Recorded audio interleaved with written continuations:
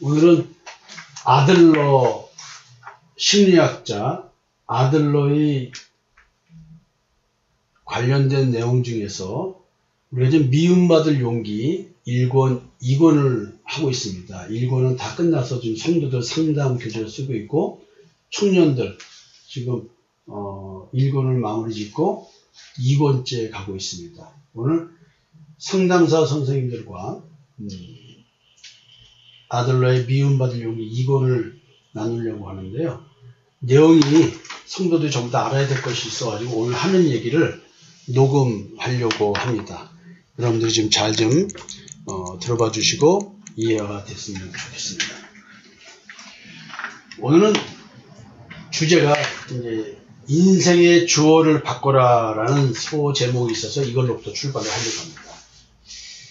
지금 이 책은 한 청년과 철학자와의 대화를 중심으로 해서 쭉 이어지고 있습니다. 그리고 지난주에는 사랑에 대한 얘기를 우리가 나눴는데요. 많은 사람들은 사랑을 받으려고 하는 기술을 개발해서 살고 있었습니다. 어린아이, 갓난아이 태어나자마자 갓난아이가 살 수 있는 방식은 뭐냐면 내가 어떻게 하면 엄마한테 사랑을 받을 수 있을까 이겁니다. 첫 번째 사랑받는 방식은 울고 떼쓰는 거죠. 아이는 울어야지만 됩니다. 울어서 자기 의사를 표명합니다. 그러다가 어쩌다가 베네짓을 한다 그러죠. 태어나자마자 미소를 한번 짓는다면 엄마나 할머니나 할아버지는 거짓말을 하기 시작합니다. 저도 거짓말을 하나 하려고 하는데요. 근데 증인이 한 명 있어서 거짓말은 아닌 것 같아요. 오늘 이 말씀이 나갈 때는 그저께가 됩니다. 그저께 손자놈을 데리러 조리원에 가서 데리고 소아과를 갔습니다. 그 의사 선생님한테 마지막 아이 보여주고 점검 받고 그리고 이제 무슨 주사를 맞는데요. 그냥 주사가 아니고 이렇게 그 여러 개 침이 있는데 이렇게 꼭 누르는 거더라고요. 2번인가 3번인가 누르더라고요. 그러니까 굉장히 아플 건데 혁규가 뭐 아프다 뭐다 뭐 하면서 이렇게 뭐랄까요 막 울어야 되는데 울지를 않는 거예요. 그리고 어느 정도만 울다가 좀 있더니 갑자기 배고파서 우는 거예요. 막 우는 거예요. 그래서 그 배고파서 우는데 예, 지금 저기 접속돼가지고 지금 혁규가 지금 보이네요. 네, 눈 뜨고 있네요. 너무 주룩하니 막 그냥 지금 얼굴이 저렇게 눈 뜨고 처음 봤네요. 눈을 뜨고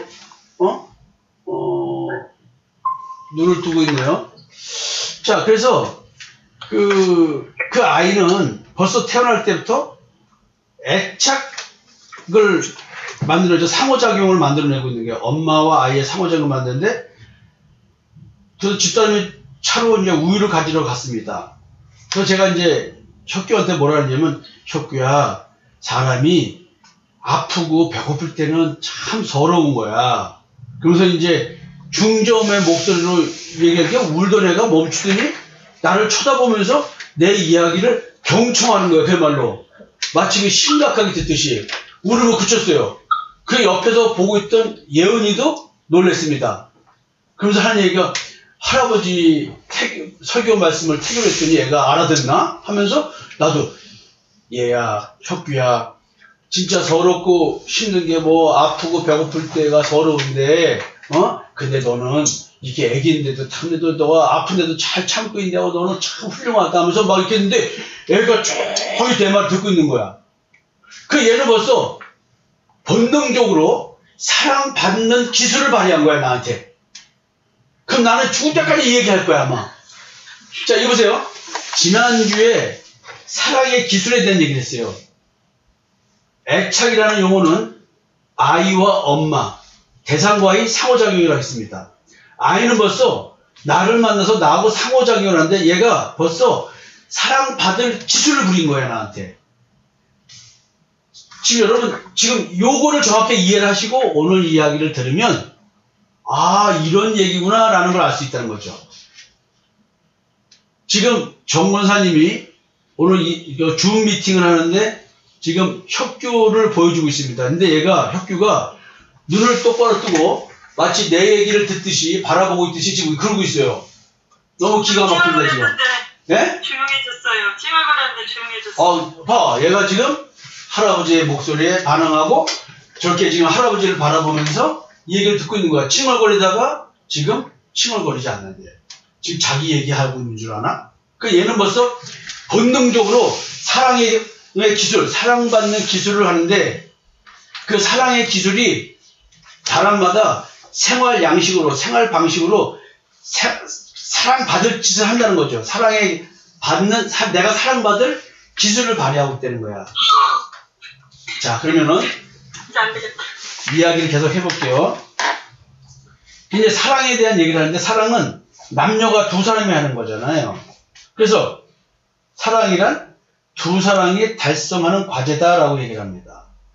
근데 두 사람이 도대체 무엇을 달성하냐 할 때 이 철학자는 행복이라고 말을 합니다.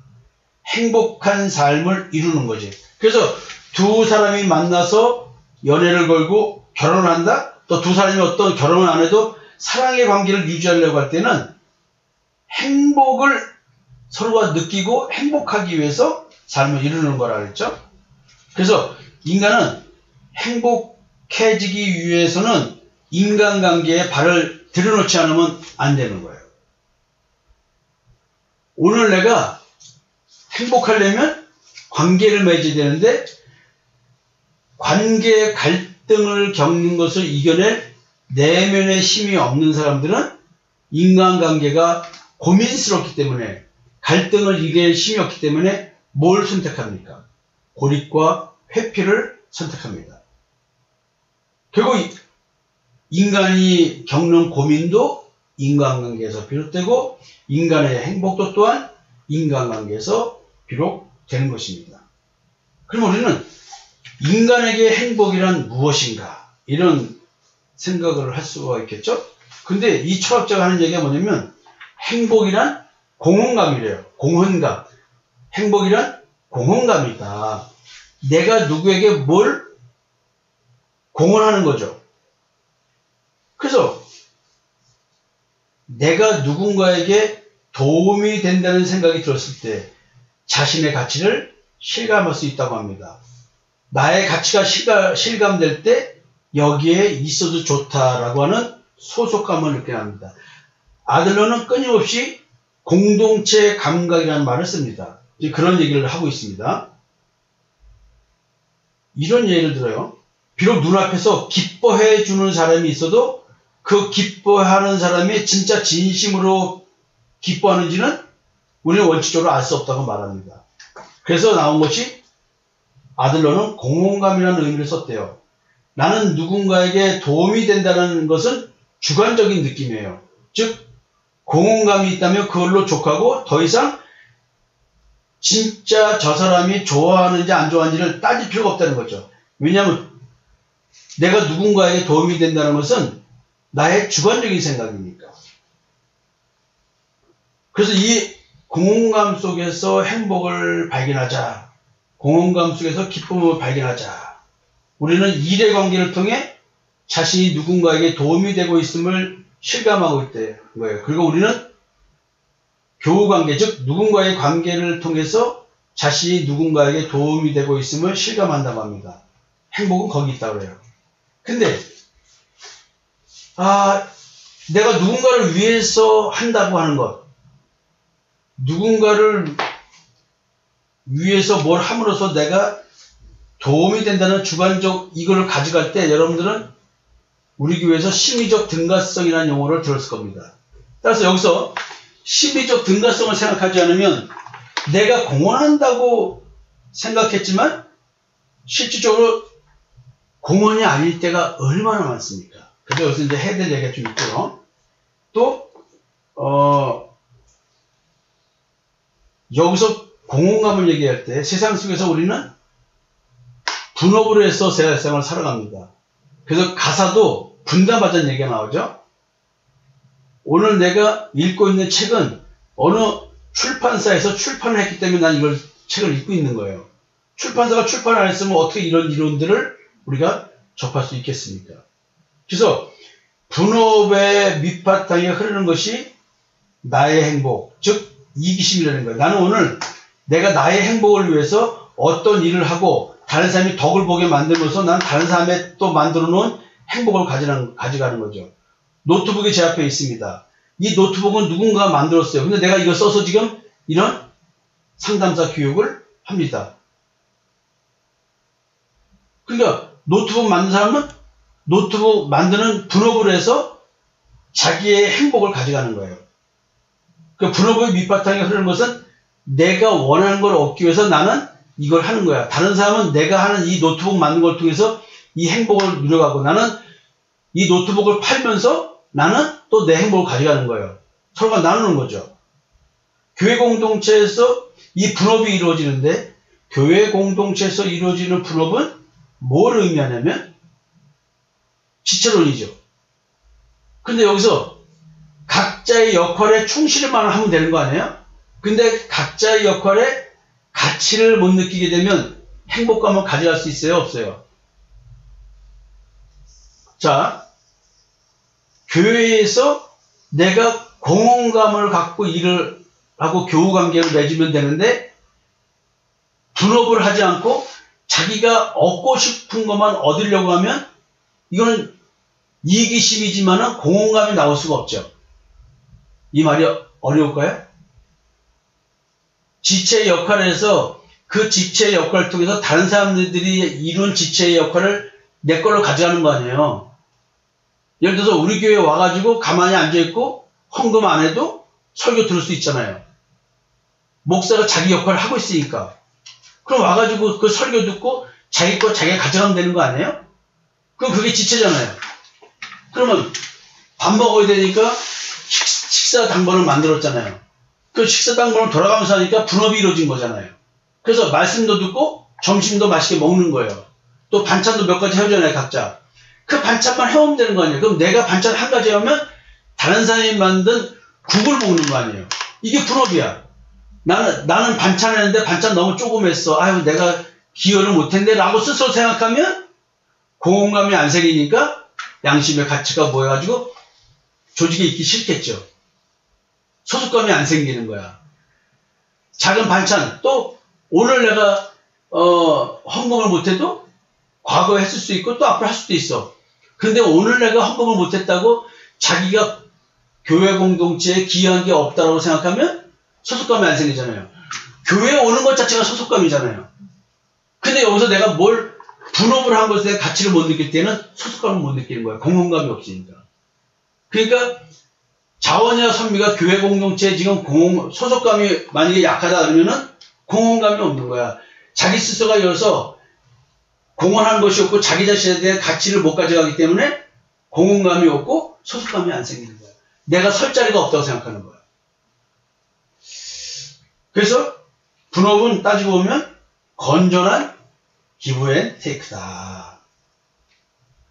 그래서 분업의 관계가 성립한다면 건전한 기브앤테이크가 이루어지는 거야. 네가 만든 노트북은 내가 돈 주고 살게. 이거잖아. 기브앤테이크가 서로 균형 있게 이루어지는 거겠죠. 그래서 교육관계를 성립시킨 것은 나의 행복이 아니고 너의 행복이라는 거야. 상대에게 담보나 대가를 구하지 않고 무조건 신뢰하는 것. 여기에는 기브앤테이크 발상은 없는 거야. 분업은 기브앤테이크 발상이지. 내가 이거 했으니까 넌 저거 해. 나는 돈 줄 테니까 난 노트북 사갈게. 그게 상응하는 대가를 지불하는 거야. 주고받는 거니까. 근데 나의 행복은 이기심이기 때문에 기브앤테이크야. 건전한. 그러나 교우관계, 사람의 관계성으로 들어갈 때에는 상대방의 행복, 여기에는 기브앤테이크 발상이 없는 거야. 그냥 주는 거니까. 네? 그래서 안녕하세요. 안녕하세요. 예, 나의 행복을 위한 것은 자기 이익이시기 때문에 기브앤테이크라고 하는 개념이 분업 속에서 있는 거고, 그 분업을 통해서 내가 행복을 추구하는 거고, 그 다음에 교육관계는 너의 행복이니까 대인관계로 넘어가서 인간관계로 넘어가면 나의 행복이 아니고 너의 행복을 해줘야지만 돼. 상대방의 행복을 위해서 하는 거였는데 상대방의 행복을 위한 것은 기브앤테이크라는 발상이 없는 거야. 그래서 오로지 믿고 오로지 주는 이타적 태도를 통해서만 교육관계가 생긴다는 거야. 근데 관계를 통해서 내가 상대방한테 빨대 꽂고 뭘 가져가려고 하는 순간부터는 자기 관계가 깨지는 거지. 그래서 여기서 우리가 이제 형제 사랑이라고 하는 주님의 이야기가 또 나오는 거예요. 그래서 아들러의 이야기를 듣다 보면 결국 결론이 어디로 가냐면 뒤에 가다 보면은 결국 성경적 형제 사랑으로 귀결될 수밖에 없는 거예요. 그래서 우리는 나의 행복을 추구함으로써 분업의 관계를 맺고, 그래서 교회 지체론에서도 교회 공동체에서 지체를 담당함으로써 나의 이기심을 만족시키는 거예요. 근데 내가 교회 공동체에서 지체로서 내가 하는 그 공헌감을 가져가서 소속감을 가져야 되는데 내가 하는 지체론의 만족을 못 느끼면, 나의 행복을 찾아가지 못하면 나는 소속감을 못 느끼는 거야. 교회의 한 공동체 일원이 되지 못하는 거야. 근데 교회 공동체에서 우리 교회는 일하는 게 별로 없어요. 그러다 보니까는 자기의 이기심으로 인정받으려고 하는 사람들은 이게 안 되는 거야. 칭찬받으려고 하는 사람은 받을 게 없는 거야. 와서 열심히 성경 공부하고 스스로 교제에서 깨닫는 얘기를 할 때만 인정을 받지, 자기의 남이 인정해 주길 바라서 뭘 하는 사람들은, 자기의 의를 추구하는 사람들은 인정을 받지 못한다. 그래서 우리는 나의 행복을 추구함으로써 분업의 관계를 맺고 너의 행복을 추구함으로써 교육 관계를 맺는다는 거예요. 그래서 사랑의 관계는 어떤 걸 추구하는 결과로 성립되는 걸까? 사랑의 관계. 그래서 철학자는 뭐라고 얘기하냐면, 이기적으로 나의 행복을 바라는 것도 이타적으로 너의 행복을 바라는 것도 아닐세. 나눌 수 없는 우리의 행복을 쌓아 올리는 것, 그것이 사랑이네요. 와, 이 굉장히 어려운 표현을 써요. 행복은, 사랑이라는 것은 나눌 수 없는 우리의 행복. 그러니까 나의 행복, 너의 행복을 우리 나눌 수가 없는 거야. 왜? 나는 나만을 위한 거고, 나는 나의 이기심을 위해서 나의 행복을 추구하는 거고, 상대방도 자기의 이익을 위해서 행복을 추구하는 거야. 이 행복을 나눌 수가 없는 거야. 이게 부부관계를 보면 이게 정확하게 드러나. 옛사람들의 부부관계는. 그러니까 사랑의 증명이, 서로가 사랑한다는 걸 증명하는 것은 너 거를 줄 수 없고 내 거를 줄 수 없는, 나눌 수 없는 행복을 쌓아 올리는 거야. 이게 사랑이라는 거야. 나눌 수 없는 행복을 쌓아 올린 거다. 야, 이게, 그러면 이거를 아들러의 자기심리학 측면에서 지독한 자기결핍으로 가면, 우리가 행복을 추구한다는 것은 지독한 자기결핍을 충족시키기 위해서 오늘 하루의 삶을 살아가는 거야. 내 스스로 결핍을 채울 수 없기 때문에 관계를 맺는 거야. 대상 전이가 이루어진 거야. 죽을 때까지 우리는 자기 대상 전이가 이루어지는데, 자기 대상 전이가 이루어진 것은 자기 결핍을 상대를 통해서 채우고자 하는 관계 맺음이거든. 이런 측면에서 보면 스스로가 자기 만족을 추구하고 자기를 충족할 수 있는 이런 관계성 속에서는 행복을 쌓아가는 걸로 갈 수 있지만, 내 스스로가 자기 만족을 추구하거나 자기 충족을 추구하지 않고 상대를 통해서 채우려고 하는 그 순간부터는 뭐냐면 행복을 쌓아 올릴 수 없는 거야. 그래서 나눌 수 없는 우리, 이게 뭐냐면 나와 너보다 상위에 있는 것이 우리라는 개념이라는 거야. 나와 너보다 상위에 있는 것.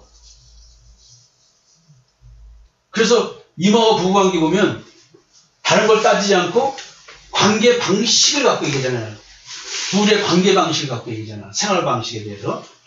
나의 행복을 우선하지 않고 너의 행복에만 만족하지 않는다. 우리 두 사람이 행복하지 않으면 의미가 없다. 이것이 두 사람이 달성하는 과제라는 거야. 그러니까 가만히 보면 나도 그래. 이제 아침에 이제 그 집사람도 요즘 예은이가 이제 졸에서 나와가지고 아기를 보니까 누구나 그런 것 같아. 옛날 자기 시집 와가지고 애 낳았을 때 상황이 다 떠올리고 그때 아이들이 어땠는지 이런 것인데 우리 집사람이 아마 해리가 됐는지 기억이 없대. 기진 좀 기억인데 김인이 기억이 없대. 그러면서 막 우는 거야. 어떻게 내가 이런 엄마인가. 자식이 태어났는데 그런 기억들이 없는 이런 엄마가 어딘가. 내가 그때 시집에서 이런 일이 이렇게 있었는데 내가 너무 상처가 컸었던 모양이다. 이런 얘기하면서 막 아침에 우는 거야. 근데 내가 좀 여보, 예은이를 보면서 자기를 생각하지 말고 혁규를 보고 기진이나 김희를 생각하지 마. 근데 오늘 여기를 생각해야지 왜 과거 가지고 자꾸 얘기를 해. 이랬다고. 과거 얘기하면 좋은 거 기억은 몇 개 안 돼요. 다 아픈 기억이야. 그게. 그래서 이제 우리가 두 사람이 행복해야지 한 사람은 행복하고 한 사람은 그 행복을 그 사람에게 주기 위해서 희생을 하고 있다? 그럼 이건 사랑이 아니라는 거지. 두 사람이 행복해야 사랑이지. 이게 너무 어려운 거 아니에요, 이게? 근데 우리는 다 자기가 행복하려고 상대한테 막 뭐라 그러잖아. 내가 행복하려고. 그러니까 둘이는 행복하지 않고 한 사람만 행복하려고 서로 노력하는 거야. 이 말 알아들어요? 여러분들 관계성을 봐. 사람들 가만히 보면 다 자기 행복하려고 남을 불행하게 만들기 때문에 모르는 거야. 서로가 잘 가야 되는데. 우리 교회에서도 지금 몇 년 동안 나하고 신앙생활 하면서 사실은 두 사람이 달성하는 과제에 대해서 배워가는 거야. 가만히 나하고 관계를 보세요. 담임 목사와의 관계를 보세요. 목사님 나만 인정해 주세요. 나한테 많이 관심 가져주세요. 막 했지만 나는 그런 걸 통해서 뭐래? 아니 무슨 소리예요? 왜 당신만 그래? 난 담임 목사의 관계에서 나도 행복하게 해줘. 내가 행복한 것은 성도들이 말씀을 제대로 깨달아가는 거 아니야? 근데 성도들은 말씀 가지고 나한테 다가오는 것이 아니라 그저 목사님의 개인적인 관심, 사랑, 뭔가 더 인정받는 거. 나하고 행복을 나누려고 하지 않고 자기 혼자 행복하려고 하는 거야. 나를 행복해줘야 되는 거 아니야? 선미야, 나를 행복하게 해주는 건 뭐야? 말씀을 깨닫는 거. 자원아, 너 나를 행복해 해주는 건 뭐야?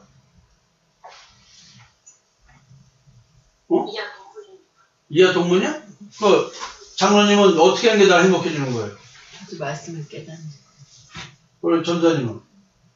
말씀을 잡고 동업자가 돼서 소명의식을 갖고. 전사님이니까 좀 더 한 발짝 나간 얘기했어? 그러니까 나는 이게 행복한 거야. 성도들 깨달아가는 게. 근데 나한테 와가지고 말씀 얘기는 안 하고 딴 얘기하고 목사님이 차별하니 누구를 더 생각하니 이런 말 진짜 개벽다 같은 소리를 하게 되면 내가 행복할까? 나는 그래서 둘이 행복하자고 우리 둘이 행복하자고 얘기하는 게 뭐야? 말씀 중심으로 가라.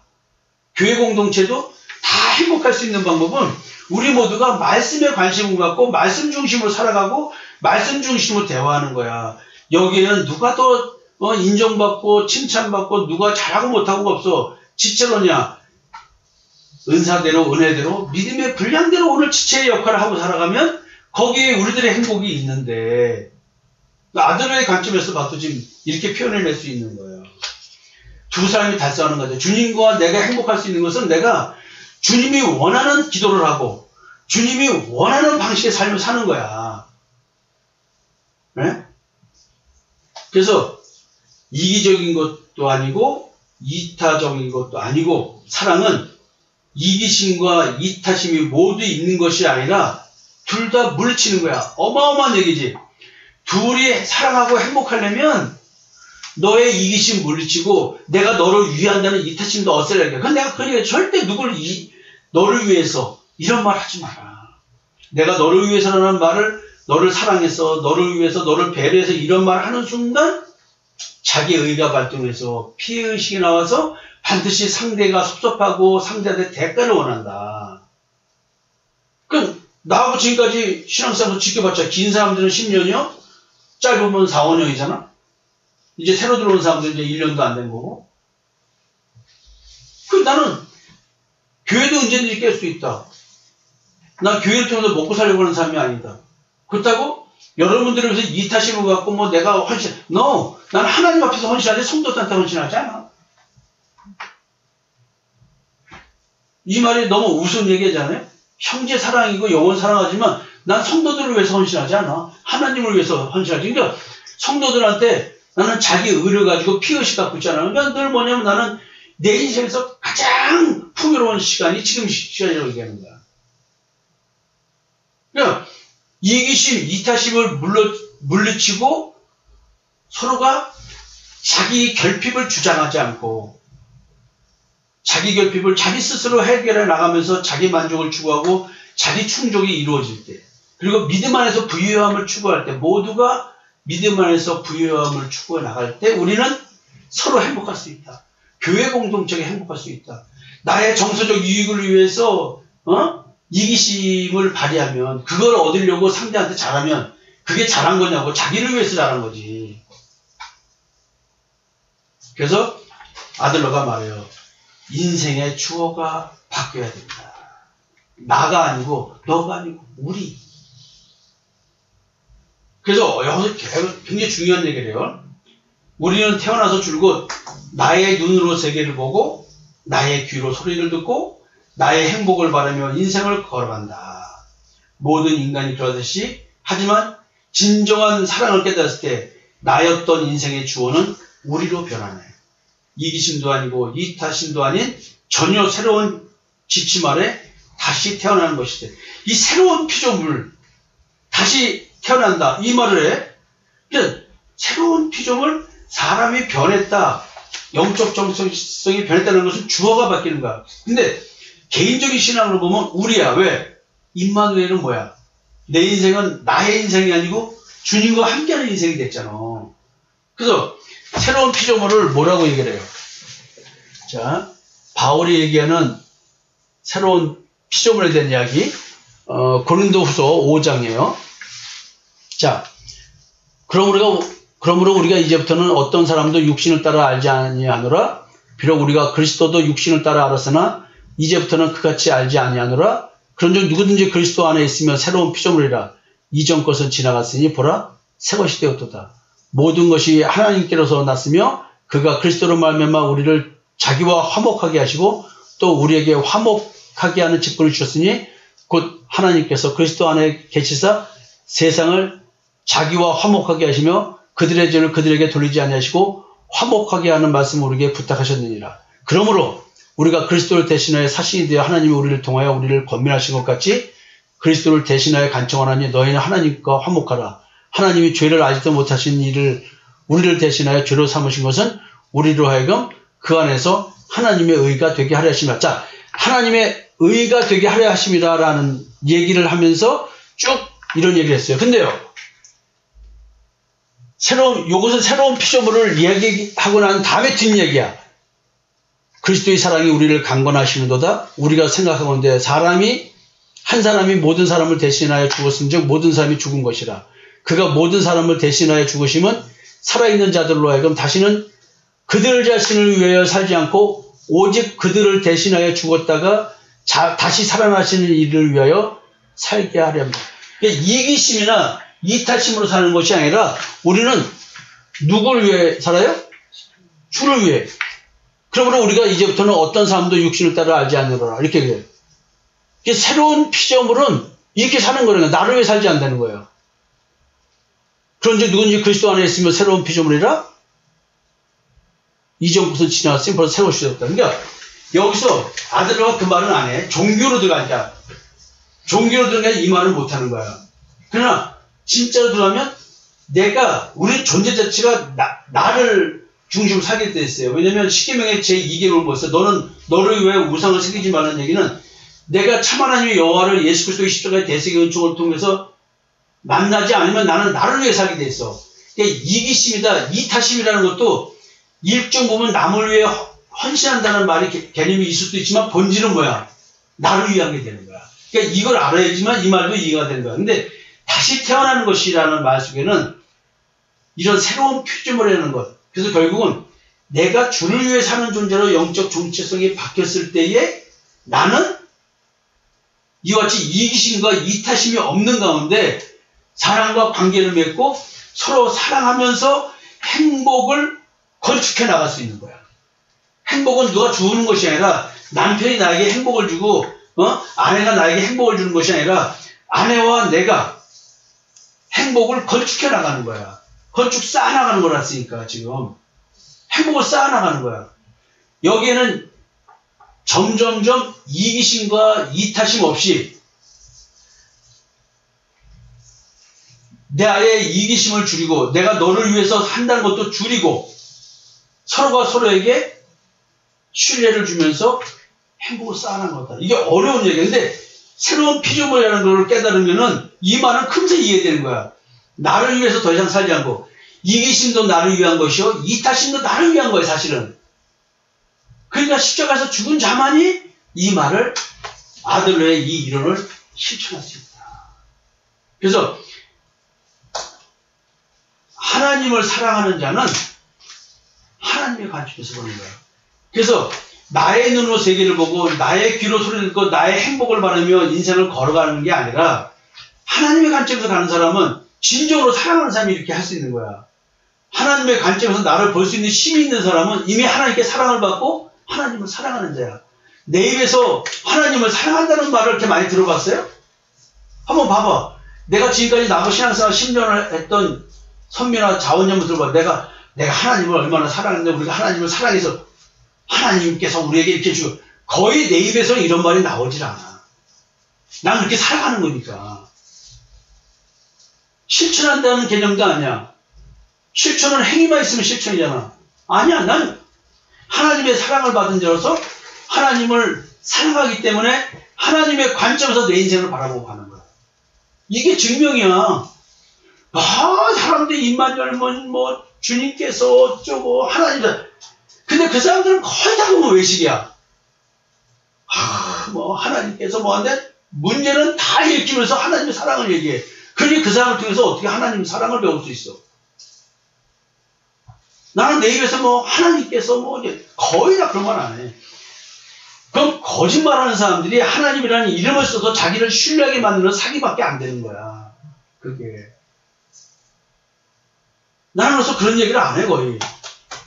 그런데 내 옆에 있어봐. 나 자신있게 할 수 있는 말이 있어. 부족하지만 저 사람 진짜 하나님 사람 믿는 사람 많네. 저분은 하나님 사랑으로 살아가는 사람이야. 이거 느낄 수 있어. 목소리 크고 과격한 것 같고 하지만 내 속을 느끼는 거야. 내가 이게 이기심도 없어지고 이타심도 없어지고 나는 주를 위해 살아가는 사람이니까 내가 사람 관계에서 자유로울 수 있구나라는 거야. 좀 있으면 이런 개념이 나와요. 자, 바로 행복한 삶을 얻기 위해서 나는 사라지는 거야. 처음에 얘기했잖아, 바울이. 더 이상 나를 위해 살지 않는다니까 내가 사라진 거 아니야? 인간관계에서 문제가 생기는 건 뭐야? 내가 살아있으니까 하는 건 아니야? 나를 주장하니까. 나의 이기심 갖고 얘기하니까. 상대를 통해서 내가 뭘 얻으려고 하니까 그런 거지. 끊임없이 여기에 사로잡힌 사람들은 하나님을 만날 수가 없어. 그래서 하나님이 이걸 깨닫게 해주신다. 그 새로운 비전을 십자가의 죽음. 나는 죽고 내 안에 주만 살아있는 거.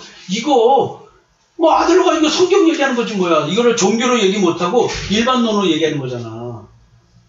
그래서 난 이렇게 익혀지는 거야. 인간은 결국 이렇게 해야지만 행복해지는구나. 나를 위해 살지 않고 주를 위해 살면 행복한 거야. 응? 자원아 행복하냐? 요즘 행복해? 그냥 평범한 것 같아요. 평범한 일상을 살아낼 수 있는 평범한 일상의 실현이라 그랬지. 장로님이 하셨지? 네. 우리는 특별한 존재가 되고 싶어하는 존재라서 평범함은 못 이겨. 그러니까 자꾸 인정받고 칭찬받고 싶고 특별한 걸 원하는 거야.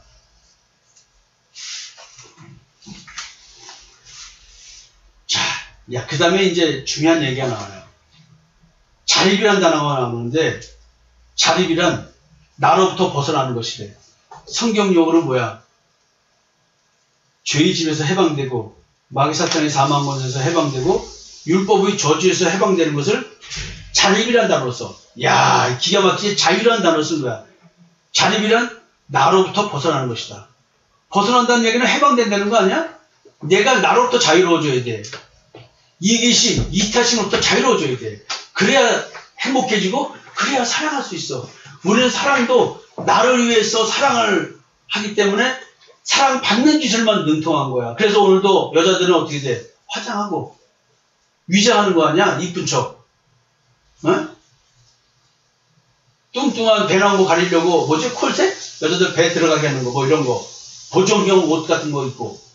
다 사기야 사기. 따지고 보면. 어? 나 이거 안경 왜 썼어? 사기치기 위해서. 인상이 날카롭지 눈이 있고 나 이 안경 벗고 사람들을 만나봐 무서워한다니까. 나하고 내가 웃어도 웃는 것 같지가 않잖아. 좀 무섭지? 차갑지? 네? 임 선생님, 나 차갑지? 이렇게 화면으로 봐도 눈이. 그러니까 나는 나를 위해서 안경 쓰는 게 아니고 다른 사람이 나를 오해하지 않도록 안경 쓰는 거야. 그게 좀 착해 보이잖아. 어? 자, 사랑이 왜 행복으로 이어지는 것일까? 사랑이란 두 사람이 달성하는 과제인데 사랑을 통해 사람은 행복한 삶을 이루어가는 거지. 그래서 사랑은 이기심도 아니고 이타심을 계속 버려내는 작업이기 때문에 나로부터의 해방이다. 바로 해방이라는 단어 나오네. 사랑할 수 있는 사람은 나로부터 해방돼야 되는 거야. 이기심과 이타심에서. 그럼 나는 행복한 거야. 어느 누구와의 관계에서도 그 사람을 통해서 내가 뭘 얻으려고 하는 게 없어. 뭐 아낌없이 주는 나무도 아니야. 내가 무슨 뭐 그런 뭐 배려심이 있어? 뭐 이타심이 있어. 나는 아낌없이 주는 나무도 아니야. 나는 그저 주를 위해 살아가는 사람이야. 왜? 난 나밖에 모르는 사람인 걸 내가 알잖아. 나는 독립됐으니까 주님을 위해 살 때만이 이타심과 이기심에서 벗어날 수 있더라. 성경에 나와 있다 이렇게. 네? 그 다음에 아이 얘기를 해요. 이 혁규를 보면서 우리 손자를 보면서 이제 나도 생각하겠지. 또 지혜가 또 와서 갓난아기가 와서 지혜를 보면서 우리 배워야 돼. 갓난아기가 태어났을 때는 세계의 중심으로 굴리면 안 돼요. 왜냐하면 주변 사람 누구나 나를 걱정해주고 밤낮으로 오르고 밥을 먹여주고 똥오줌까지 다 받아주고 치워주고 내가 웃으면 세계가 웃고 내가 울면 세계가 움직여.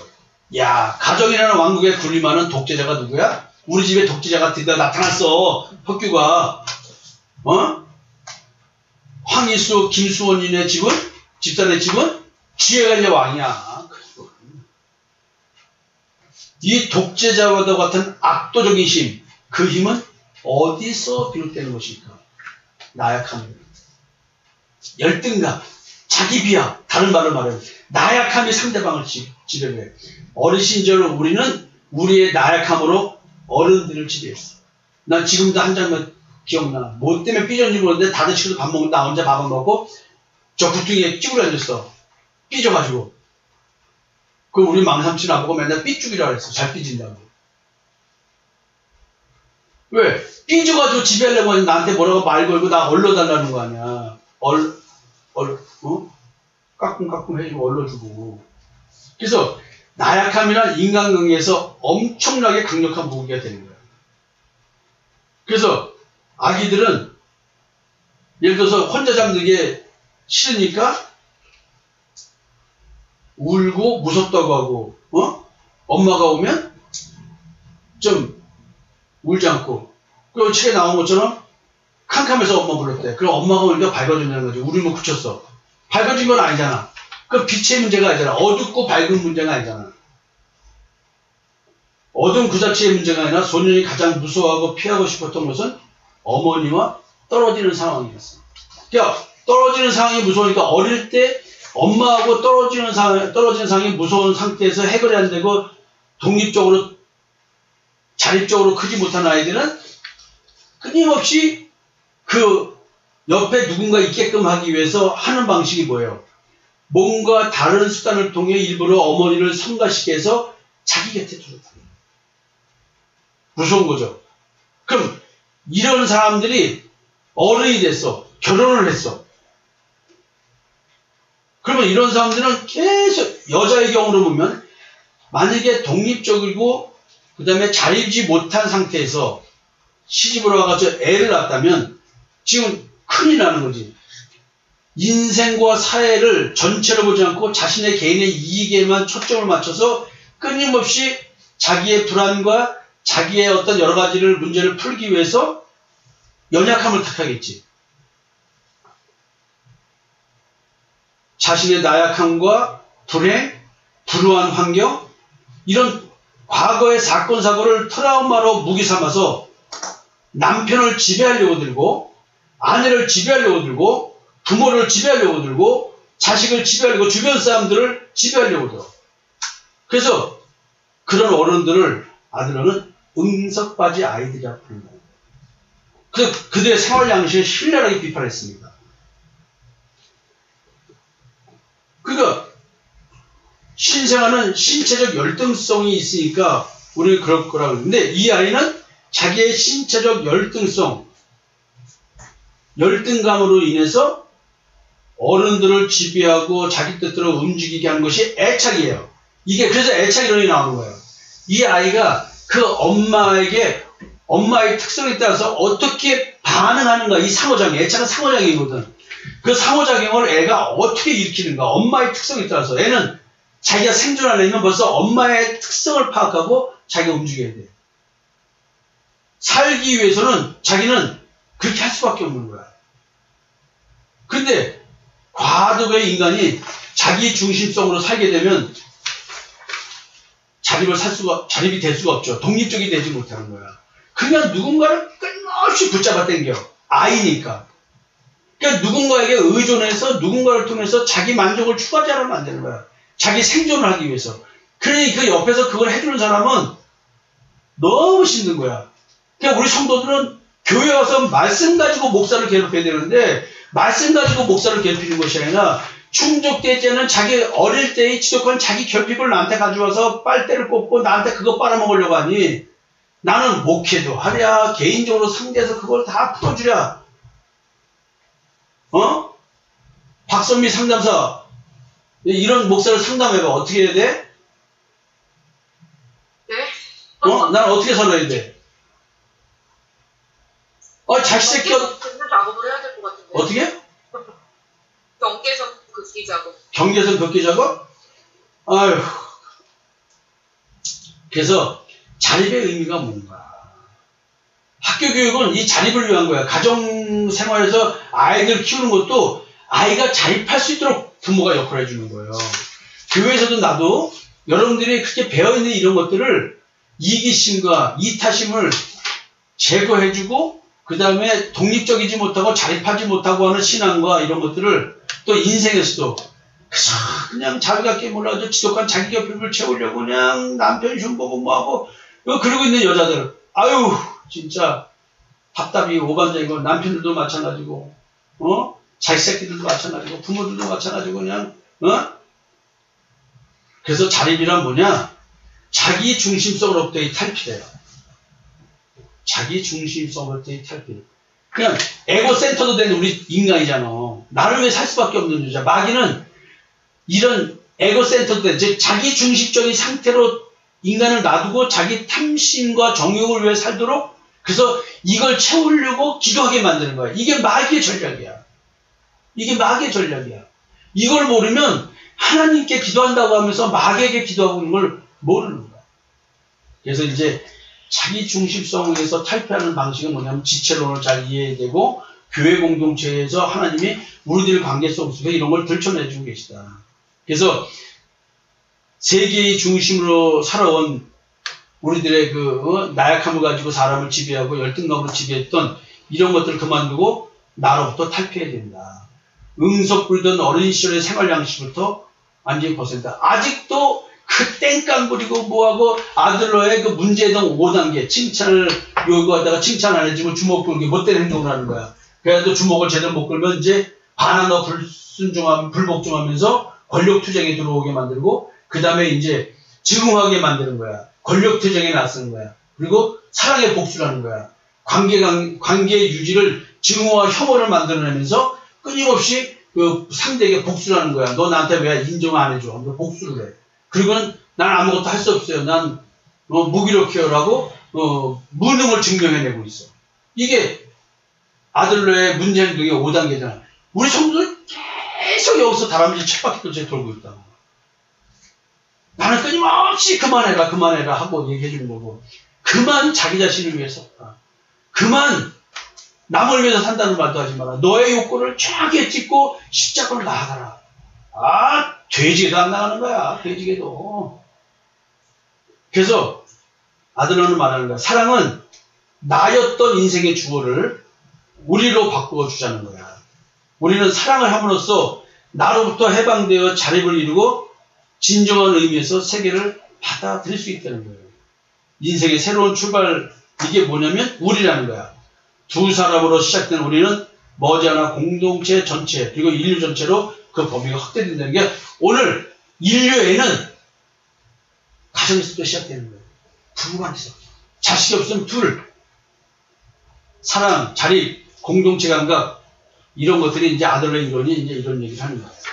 그리고 사랑은 누구를 향한 것인가? 나는 어느 누구한테도 사랑받지 못하고 자랐다고 생각하는 사람은 거짓말 한다는 거지. 자기 생각이야. 먹여주고 재워주고 입혀주고 다 한 건 누가 했어? 부족하다고 느끼는 내가 문제지 부모들은 그거 다 했어.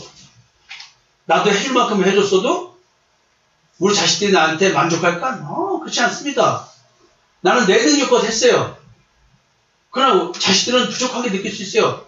또 어떤 자식들은 부모가 맨날 해준 게 없어, 미안한데도 무슨 소리야 엄마, 무슨 소리야 아버지, 이렇게 또 감사해하면서 살아가는 양쪽 부모가 다 장애를 가진 그 집 아들, 딸을 난 만난 적이 있어.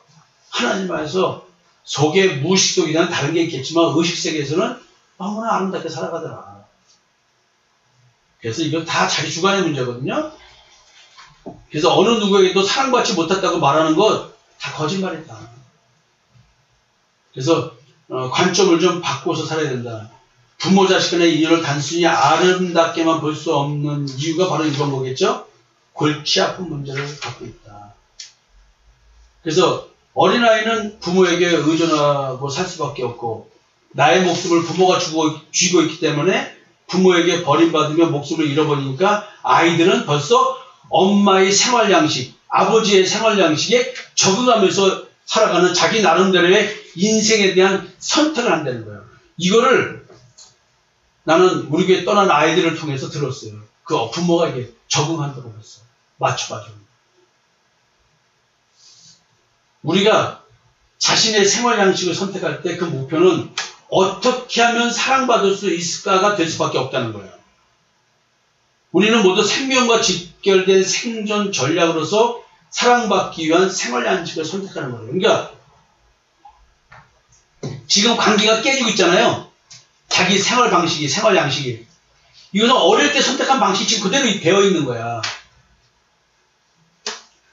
근데 이것은 내가 선택한 사랑받는 기술이야. 땡깡 부니까 되더라. 그냥 땡깡 부리는 거야. 그래서 이제 우리 교회 전략은 뭐를 박혔어? 땡깡 부려봐라. 되나? 지금 우리 교회는 글로 다 전환됐습니다. 이제 땡깡 부리는 사람은 네 스스로가 생활 양식을 바꿔서 네 스스로 접근해와라. 교회 체제는 이렇게 다 바뀌었다. 아들러의 과제분리를 갖고 얘기하면서 이게 오늘 이걸 녹음하는 이유는 바로 뭐냐면 이제 이거야. 우리가 자신의 생활 양식을 선택할 때 그 목표는 어떻게 하면 사랑받을 수 있을까가 될 수밖에 없습니다. 우리는 모두 생명과 직결된 생존 전략으로서 사랑받기 위한 생활 양식을 선택하고 있습니다. 이걸 잘 기억해야 돼요. 아이는 아주 대단한 관찰자래요. 딱 부모 판단해가지고 내가 먹고 살려면 이렇게 해야지 딱 이런 되는 거야. 어제 혁규는 할아버지한테 사랑받기 위해서 할아버지가 얘기하는 그 위로해주는 말, 아유 혁규가 이렇게 아픈데도 참고 잘 참고 있는데 너는 어릴 때부터 모습이 다르네 하니까 애가 눈을 뜨고 나의 말을 듣고 있는 거야. 얘는 벌써 사랑받는 기술을 벌써 발휘했어. 우리 할아버지는 이런 사람이야. 딱 커서. 그리고 좀 있다가 배고파하다가 젖달라고 울었어. 그래서 젖주기가 우유주기가 딱 끝났어. 야,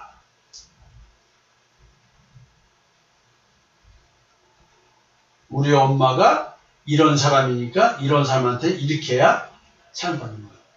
관심 안 두는 엄마한테는 땡깡 부려야 되거든.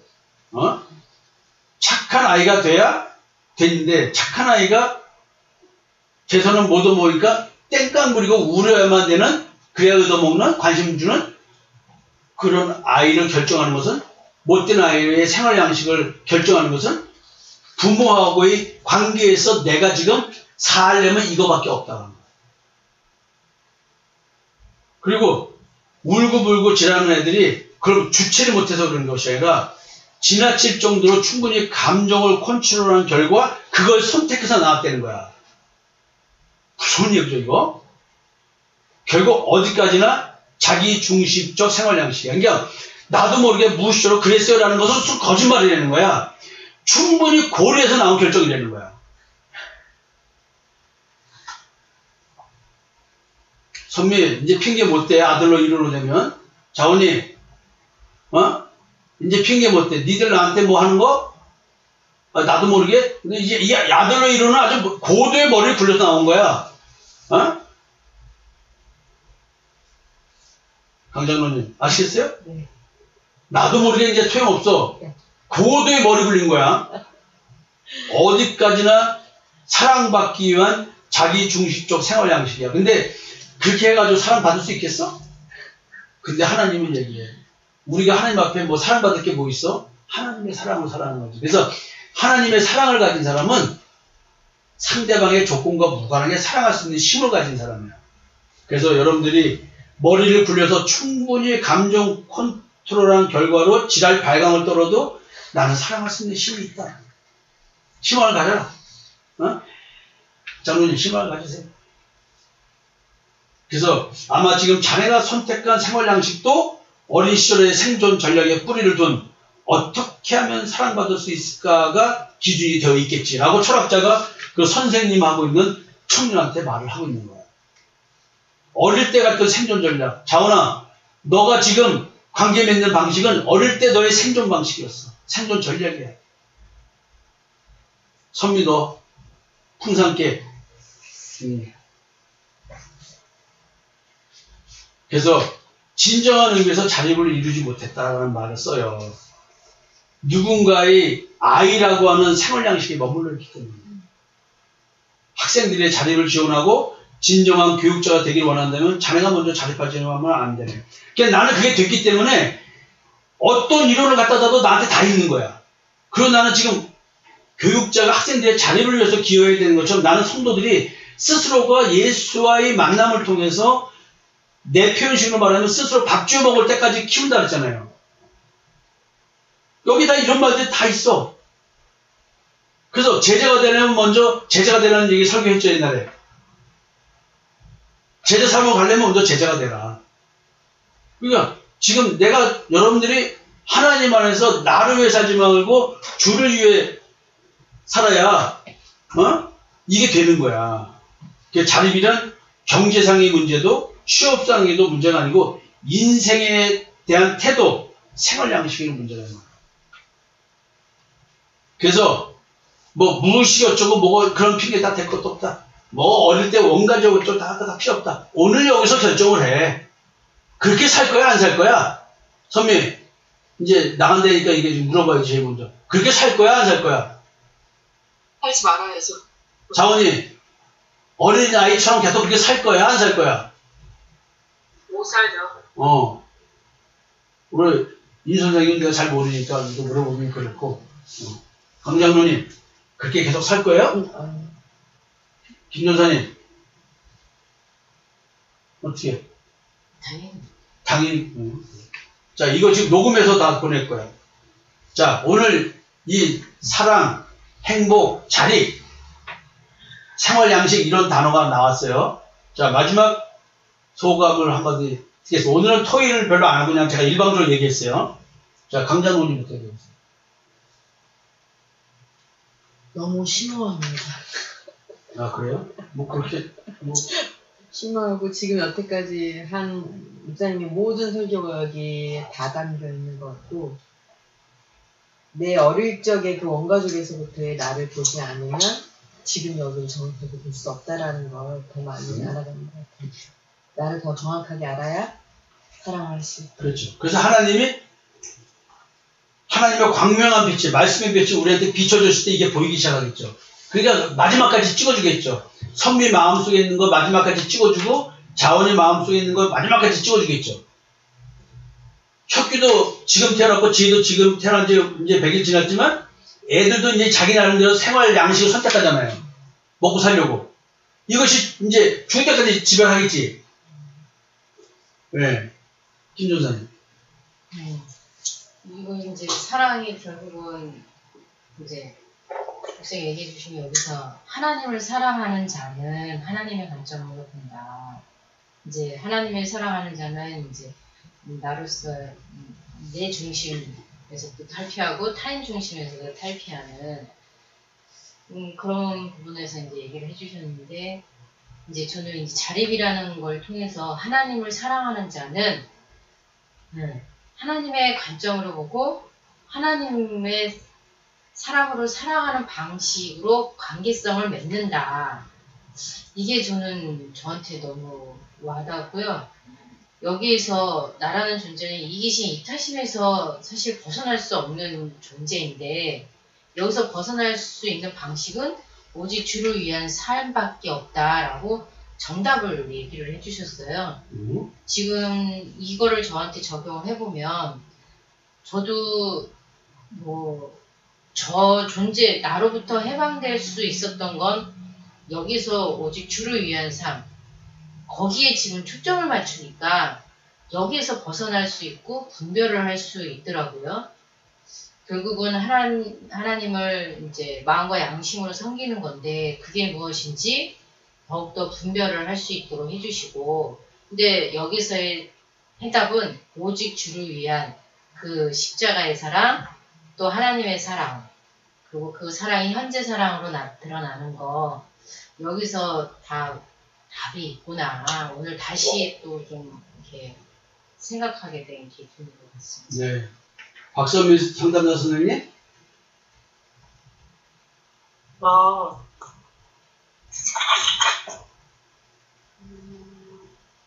목사님이 마지막에 그 어렸을 때 그 생활 양식, 우리가 나도 모르게 그랬어요. 이런 표현 되게 많이 쓰잖아요. 근데 사실은 머릿속으로 딱 계산되어지고, 내 감정 세계는 다 움직여지면서 거기 속에서 철저히 내 탐욕만을 위해서 계산된 말을 하면서 나도 모르게 그렇게 됐어요. 나도 모르게 무의식적으로 그런 것 같아요. 라는 핑계를 대잖아요. 그치, 책임 회피지. 네, 그런 게 나한테 되게 많구나라는 생각이 들었어요. 일단 들어서 진짜 그거는 완전 거짓말이다. 충분히 계산 속에서 한 말인데 마치 나를 계산하지 않고 연약해서 그런 거 척하면서 하는 그런 모습 있잖아요. 그렇지. 그런 게 되게 많이 느껴졌어요. 그거에 대해서 좀 많이 생각하게 됐었고, 왜 나는 사랑을 주기 싫고 받고만 싶어 할까, 이 생각이 되게 많이 들어요. 지금도. 왜 받고만 싶어 할까, 왜 아직도 이렇게 결핍에 몸부림치고, 목사님 말한 대로 부모는 분명히 힘든 가운데 나한테 뭔가를 주려고 했고 보호해주고 보살펴주려고 했는데 왜 이렇게 부족하다고 느끼는 게 사실 내 문제다 라고 하신 게, 저도 그 부분을 아직 그 부분이 다 해결됐다라는 느낌은 안 들고 더 고민을 해봐야 되겠고, 전도사님 말씀하신 것처럼 모든 걸 이제 하나님의 사랑의 관점으로 보게 된다라고 하셨는데, 하나님의 관점으로 본다면 진짜 사랑하지 못할 사람이 아무도 없는데, 그렇잖아요. 그 상대방의 조건과 무관하게 사랑할 수 있는 사람이 목사님이 난 이미 되었다. 근데 나는 아직까지 그렇지는 못한 것 같은데, 그래도 조금의 변화가 있기 때문에 되지 않을까? 이런 생각을 하는데, 정말 조건과 무관하게 나를 공격하고 비난하는 사람이라 할지라도 내가 사랑하는 사람이 되었을 때 진짜 평안이 생길 것 같아요, 제 마음. 오케이. 사랑받는 기술을 개발하지 말고 사랑하는 기술을 배워야지. 개발해야 되겠지. 근데 이타심이 아니고 이기심도 아니고 이타심도 아니고 성경대로 주를 위해 살면 그게 나온다. 오케이. 민자원 선생님.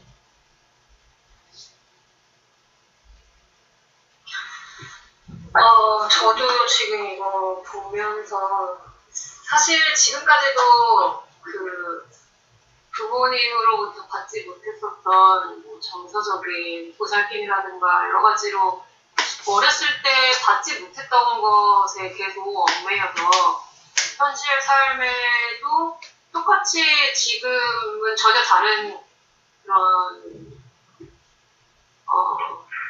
상태에 놓여 있음에도 불구하고 그때에 머물러서 있다라는 생각이 되게 많이 들었어요, 최근에.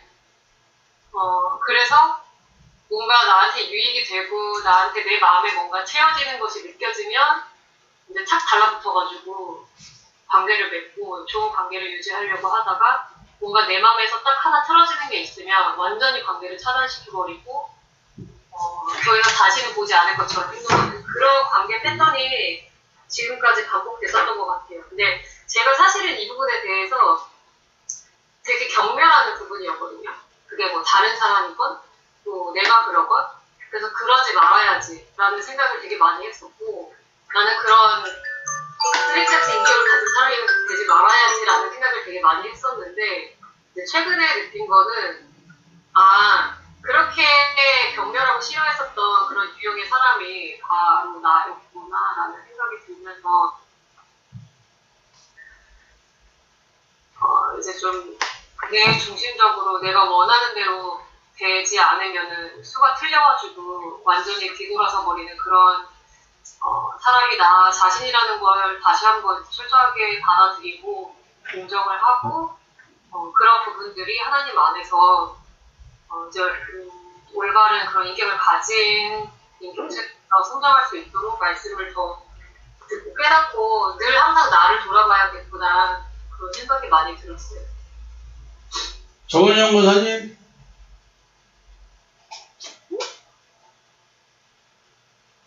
뭐 애기 보느라고 뭐 들렸나요?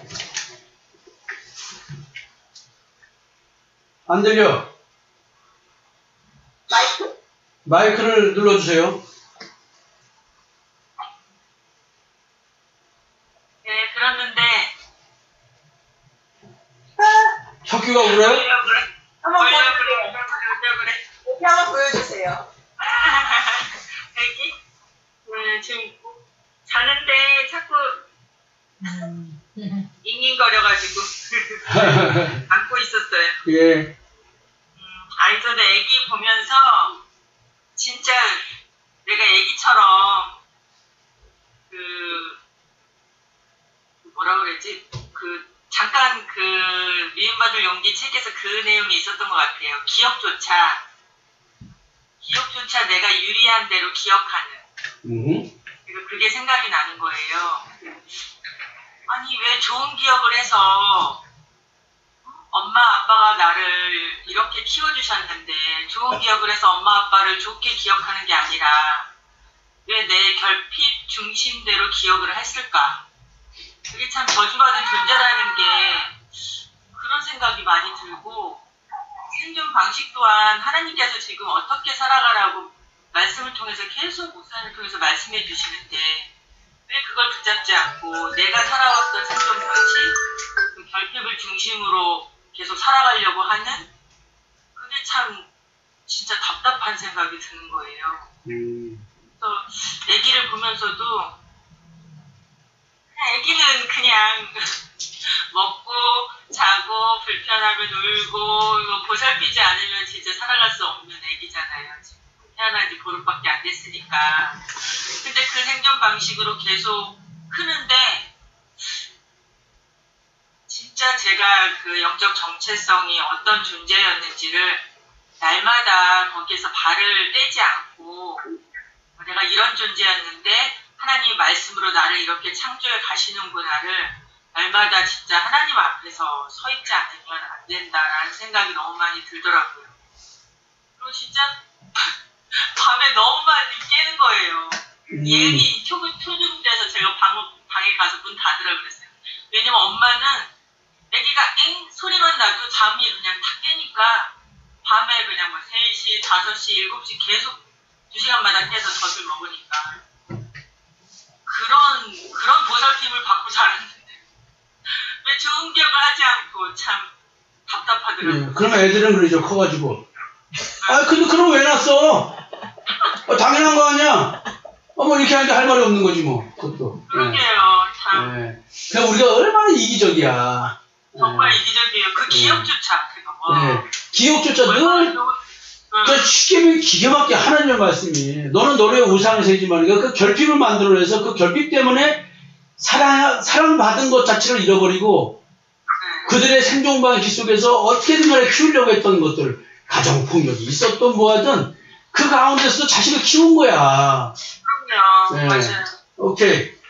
우리 임 선생님 뭐 내용을 안 보내주셔가지고 그냥 듣기만 하셨는데. 네. 아니 저는 계속 컴퓨터 여기에다가 어떤 내용 하신 거지? 저번에 보내주신 거 그거 찾고 있었어요 처음에. 네. 여기서 하시더라고요. 근데 그게 저번에 여기다 했었는데 글쎄요 뭐 별빛 저는 항상 그런 거인 것 같아요. 왜 정말 악당들 있잖아요. 못된 사람들 그런 사람들은 어떻게 이런 사람들을 사랑할 수가 없잖아요. 너무 이런 거는 그냥 개인적으로 이렇게 그러한 경험이 있다면 그 시간이 좀 해결을 해야지만 하고 가령 이런 사람들 왜 알코올 중독자가 와이프를 막 폭력을 가하고 막 이럴 경우 그래서 자식도 폭력을 가하고 이럴 경우 그런 사람들 입장에서는 사랑할 수가 없잖아요. 그런데도 계속 그러니까 기독교인들이 용서에 대한 개념 이거와 맞물려서 지금 약간 다른 사이드 얘기인데 지금 약간 그런 쪽 그러니까 사랑을 해야 되는 사랑하는 방법을 배우려면 용서에 대한 것도 같이 가야 된다는 거. 왜냐면 가족들끼리는 또 용서하는 마음을 계속 가져가면서 이렇게 지지고 볶고 하고식으로 표현을 하면 결국 살잖아요. 그래서 뭐 그런 것들 이렇게 생각하게 되었어요. 사랑하는 방식을 배우는 거는 성경 속에 하나님 말씀 속에서 찾을 수밖에 없구나. 뭐 이런 것. 네. 병원에서 근무하셨으니까 이제 그런 얘기도 하실 수 있을 것 같은데, 우리 교회에서는 이제 용서, 이런 개념을 전부 다 복음적 관계에서 얘기를 해요. 지금 용서라는 단어는 예를 들어서 가정폭력범을 어떻게 용서를 해? 나는 난도질해 죽일 거야. 나는 목사이나 나는 가서 난도질해 죽일 거야. 그리고 내가 사형받고 죽을 거야. 나는 누구처럼 용서하고 그런 개념이 없어. 그건 용서가 아니야. 이것은 복음적 관계에서 발생한 사건에 대한 얘기라고.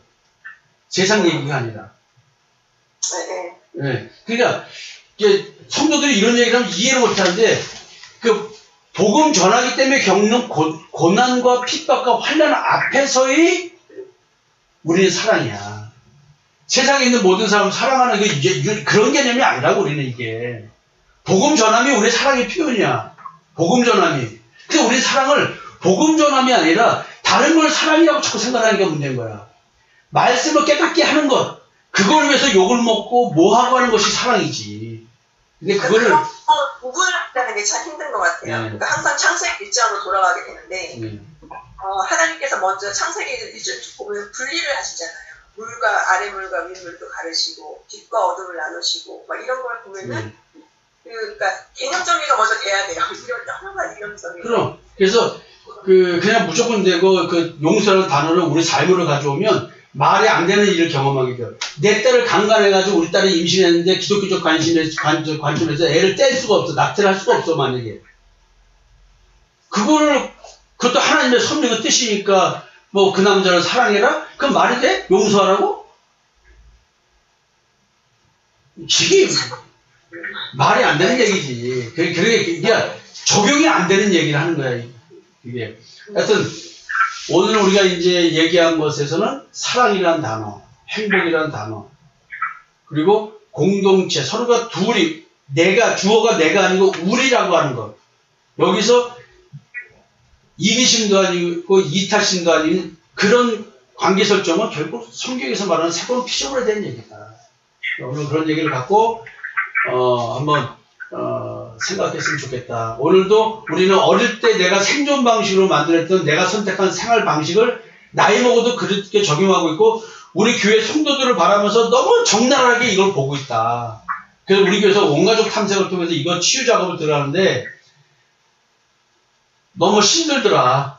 그래서 결국 하나님께서 하시는 일들을 역사를 또 바라보고 있더라. 그래서 한번 성도들이 이런 걸 바라보면서 내가 어릴 때 가졌던 생존 전략을 지금까지 쓰고 있구나. 그래서 내가 이렇게 나도 모르는 관계 갈등을 일으키고 살아가는구나 라는 것을 깨닫고 한번 어릴 적 내가 선택한 생존 방식으로서의 생활 양식, 생활 태도를 좀 돌아보는 하루가 되었으면 좋겠습니다. 마치겠습니다.